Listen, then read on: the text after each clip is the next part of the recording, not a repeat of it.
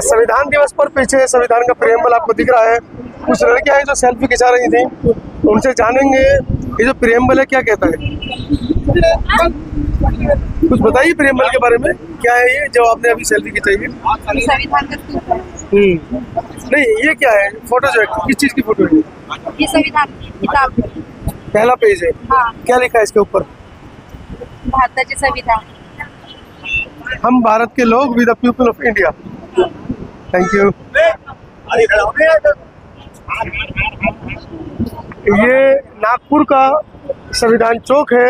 अभी कुछ दिन पहले यहाँ पर एक बड़ा बवाल भी मचा था कि संविधान चौक को तोड़ा जाएगा, इसको हटाया जाएगा। उसको लेकर नागपुर के लोगों ने, पूरे देश भर के लोगों ने यहाँ पर अपना एक प्रोटेस्ट भी किया था। संविधान चौक पर बाबा साहब की प्रतिमा को पुष्पांजलि करते ये तमाम साथी।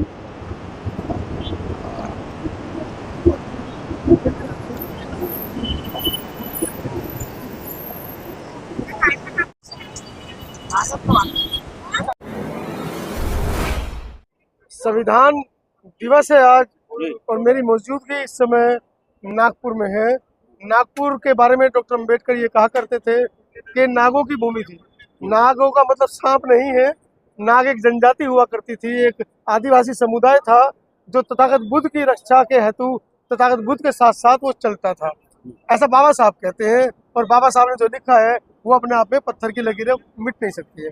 अब मेरे पीछे 26 नवंबर संविधान दिवस की हार्दिक बधाई जो movement for piece and justice welfare Nagpur है, उसके पदाधिकारी मेरे साथ है। सब परिचय दीजिए। सर, मेरा नाम शकील मोहम्मदी है जी मैं movement for piece and justice for welfare का नागपुर जिले का अध्यक्ष हूँ। जी और हमारी संस्था पूरे महाराष्ट्र में यही सामाजिक मुद्दों पे काम करती है। जी इन लोगों के उत्थान के लिए, लोगों गवर्नमेंट की जो पॉलिसीज है, जो उनकी सुविधा के लिए गवर्नमेंट ने बहुत सारी चीजें, जैसा राशन है, एजुकेशन है, हेल्थ है, जिसकी सबकी गारंटी दे के रखी है, वो लोगों में जागरूकता पैदा करते हैं।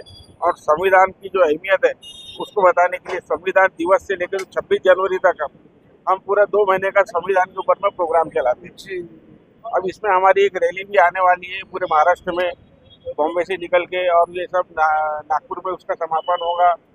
और उसके लिए कल हमारी एक ऑनलाइन मीटिंग भी हुई रात में, जिसको तुषार गांधी ने संबोधित किया। जी और उसमें यानी उनका कहने का ये उद्देश्य था कि संविधान सिर्फ देखने के लिए या हाथ में रखने के लिए या उसके सिर्फ उसको करने के लिए नहीं है, उसको अपने अंदर में समाने के लिए, अपने आत्मा में, अपने व्यवहार में, अपने लेन देन में, अपने सारी चीजों के अंदर में जो संविधान के अंदर में आचार संहिता हमको दी हुई है, वही संविधान हमारे 12 महीने 24 घंटे अपने जीवन के अंदर में उसको लाने का है। जी जब भी हमको कुछ देश के अंदर में तरक्की दिखेंगी और हमारे आचरण सही होंगे, सिर्फ यानी संविधान ऐसा बात करने के लिए नहीं।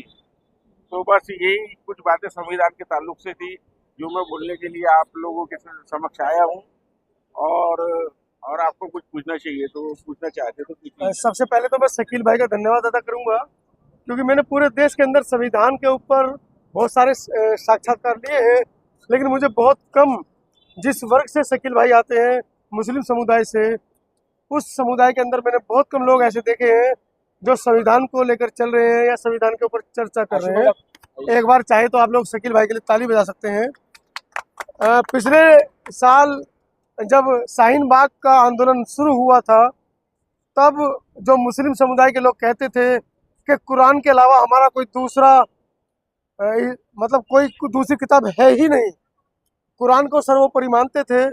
और शाहीन बाग के आंदोलन के बाद जब पूरे देश के अंदर शाहीन बाग जैसे आंदोलन हुए, चाहे वो लखनऊ में, नागपुर में, दिल्ली में, मतलब देश के विभिन्न जगहों पर जब शाहीन बाग जैसे आंदोलन हुए और मुस्लिम समाज और मुस्लिम समाज की महिलाएं, छोटी छोटी बच्चियां आंदोलनरत हुई और उनके हाथों में संविधान दिखा, तो मुझे लगता है कि शकील भाई जैसे लोग कहीं ना कहीं खुलकर सामने आए कि अगर संविधान है, कुरान ठीक है, हमारा एक धार्मिक ग्रंथ हो सकता है, लेकिन भारत में रहना है तो संवैधानिक रूप से आपको काम करना होगा और संविधान ही हमको इस देश के अंदर हमारी मान प्रतिष्ठा बचा सकता है। मैडम आशु सक्सेना जी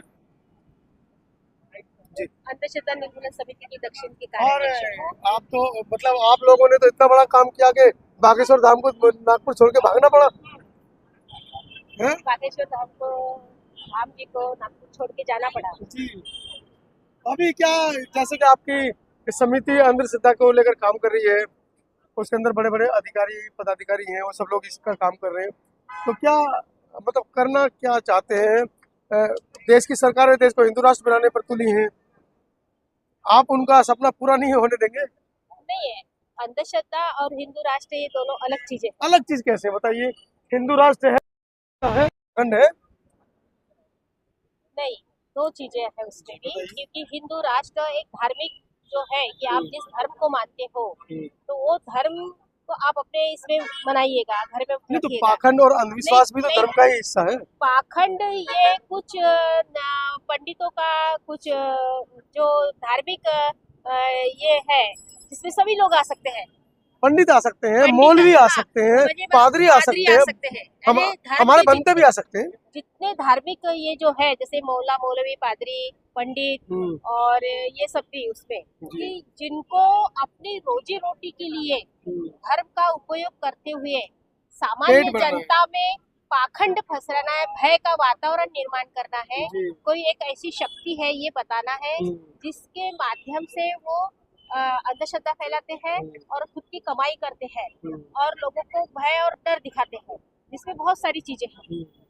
जैसे जादू टोना विरोधी कायदा आया, वो इसीलिए आया था क्योंकि बुआ बाबा जो है, देवी देवता ये सारे जो है, तो हम भगवान का विरोध नहीं करती अंधश्रद्धा निर्मूलन समिति, लेकिन भगवान के नाम पर जो पाखंड फैलाया जा रहा है और आम जनता को पीड़ित किया जा रहा है, उनको निचोड़ा जा रहा है, उसके खिलाफ में अंधश्रद्धा निर्मूलन समिति है। तो बागेश्वर धाम तो यहाँ पर अपना प्रवचन करने आ रहे थे, आपने उनके ऊपर ही मुकदमा दर्ज कर दिया? नहीं, उन्होंने कोई चीजें ऐसी कही थी कि जिसकी वजह से अंधश्रद्धा निर्मूलन समिति को उसका कॉग्निजेंस लेना पड़ा और उनके खिलाफ में FIR कोतवाली में करनी पड़ी। उन्होंने हमने उनको जो चैलेंज किया था, वो बोले कि मेरे पास में कोई दैविक शक्ति है करके, तो हमने कहा कि ठीक है आपकी दैविक शक्ति हम भी देखे, हमने उनको 21 लाख का ऑफर भी किया था, तो लेकिन वो छोड़ के चले गए 2 दिन पहले।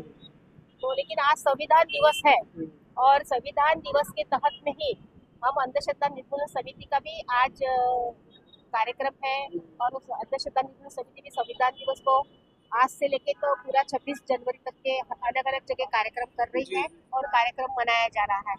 अच्छा, अंधश्रद्धा जो आपकी समिति है उससे अगर कुछ लोग जुड़ना चाहें, आपसे कांटेक्ट करना चाहें, तो कोई समिति का नंबर हमारे दर्शकों के लिए? हाँ, मैं आशु सक्सेना, मेरा नंबर है 9422108109।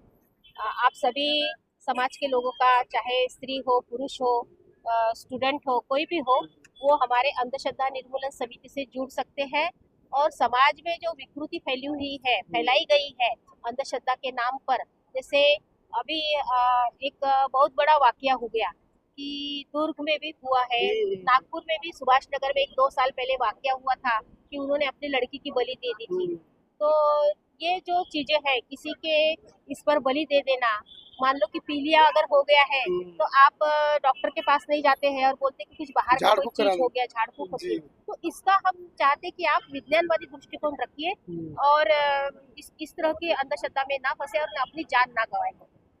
तो इसी बात को डॉक्टर अम्बेडकर सरल शब्दों में समझाते हैं कि मेरा ये जो बहुजन समाज है, SC ST OBC माइनॉरिटी समाज है, गरीब तबके का समाज है, वो कहीं ना कहीं इतना भोला भाला है कि इस समाज को बरगलाया जाएगा, बहलाया फुसलाया जाएगा। इसी बात को मद्देनजर उन्होंने आज से लगभग 50-60 वर्ष पूर्व, जब 14 अक्टूबर को इसी नागपुर की भूमि से बौद्धम दीक्षा ली थी, तो उन्होंने 22 प्रतिज्ञा उसमें जोड़ी थी और पहली ही प्रतिज्ञा में उन्होंने कहा, मैं ब्रह्मा विष्णु महेश को नहीं मानता हूँ। जिससे कि जब हमारा समाज इन प्रतिज्ञा को पढ़ेगा तो ब्रह्मा विष्णु महेश का जो डर उनके दिमाग में है कि ब्रह्मा जी नाराज हो जाएंगे, बारिश पड़ जाएगी, शिव जी नाराज हो जाएंगे, वो तांडव करेंगे तो सूखा पड़ जाएगा, इस तरह की धार्मिक प्रथाएं चल रही थी, कहानियाँ चल रही थी। तो डॉक्टर अम्बेडकर जानते थे, उन्होंने इसीलिए 22 प्रतिज्ञाएं दी और उन 22 प्रतिज्ञा को पढ़कर हमारे बहुजन समाज के लोग और खासकर सक्सेना मैडम जैसी शेरनियाँ आज दहाड़ रही हैं, पाखंड अंधविश्वास से दूर है। बहुत बहुत धन्यवाद आपका। और वीडियो के बारे में आपकी क्या राय है? आप कहाँ तक पाखंडी हैं या पाखंड में विश्वास नहीं करते हैं? हमें कमेंट सेक्शन में जरूर बताइएगा। धन्यवाद।